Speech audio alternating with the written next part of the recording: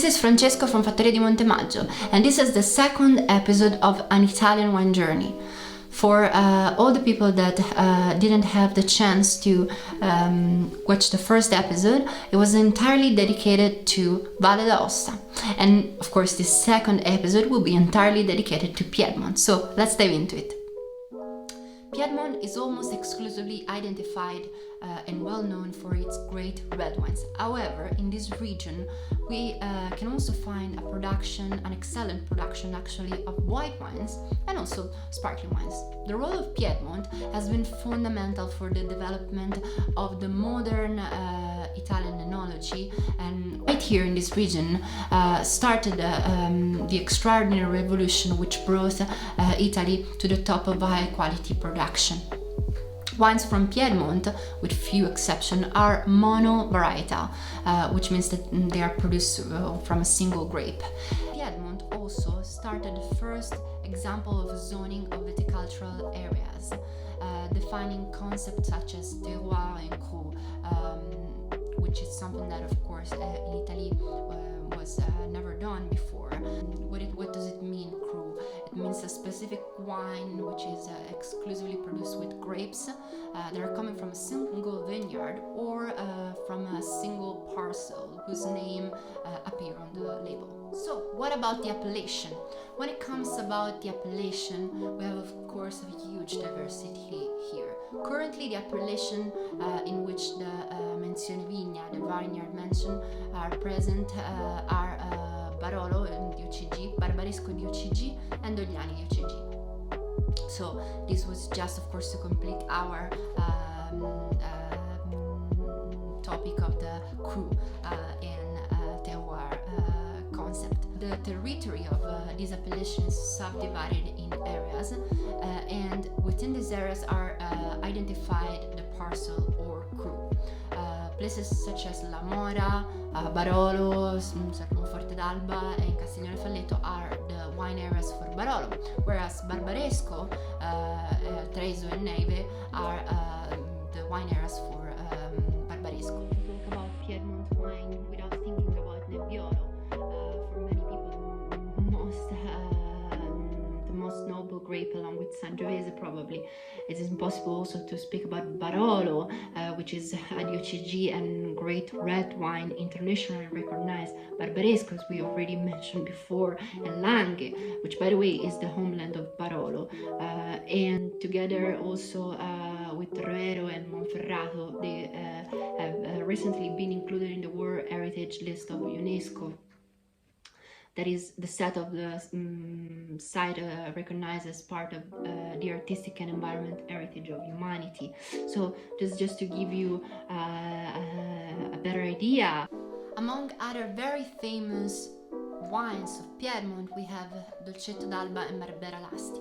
Asti is also very important for another reason, the city of Asti, because we need to mention the Asti Spumante, which is so important when it comes about the Italian sparkling wine. So it's probably one of the most well-known sparkling wine from Italy. Piedmont is not only the land of great red wines and also sparkling wine, but it's also a land that can generate amazing white wines, and we need actually to say that some of the areas that gave birth to incredible white wines were awarded with the DOCG, the Denomination of Origin Controlled and Guaranteed, such as Gavi or Cortese and Erbaluce di Caluso. As well, we have other noteworthy productions such as Langhe DOC Arnese. Should be remembered that Piedmont is not too distant from the sea.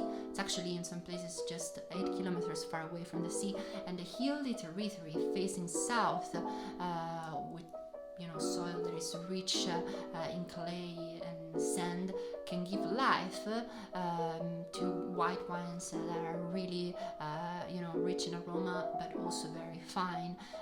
We have also this beautiful drop of temperature between night and day that can really create amazing acidity in wine. So let's talk about numbers now. Let's try to have a better idea of the territory of Piedmont. So the area that is planted with vines in Piedmont is approximately 40,000 hectares, of which 43% is in the mountains, 30% is in the hills, 27% is on a flat land. When it comes about wine production in Piedmont, well, we have pretty impressive numbers, I would say. So we have 2,600,000 hectoliters of wine, which the DOP wines are the 81%. EGP wines 0, so no EGP wines, and we need also to say that the red and rosé wines are the 60% and the white wines the 40%. So again, even when we take a look at the number, we understand that the white wines are pretty important here in this region. When it comes about the denomination of origin in Piedmont, we have again pretty impressive number. We have 17 DOCG, denomination of origin control and guaranteed, which is the highest achievement, the highest quality of certification that a wine region can get in Italy. We have 42 DOC, denomination of origin control. Basically, the difference is that with the DOC, the wine to be certified as DOC go through test and laboratory, so wine analysis. With the DOCG, there's also a blind tasting, so it's also analyzed very well the organoleptic perception in order to award that specific wine with the DOCG. And we have non-IGT.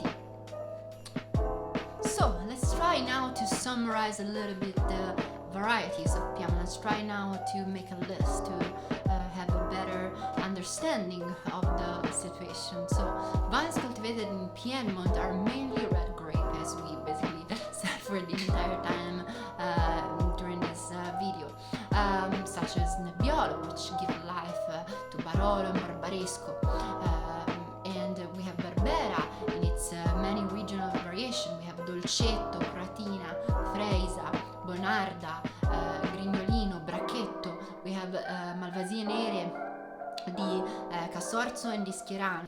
Among the white grapes, it is important to remember the autochthonous Cortese and Erbaluce, and the white Moscato, of course, which is something that it will probably be pretty interesting, especially in this kind of climate. This kind of grape find in this region some of its best expression, I would say, especially when it comes about sparkling wine, such as acid DOCG, as we mentioned before, is one of the most important DOCG of Italy.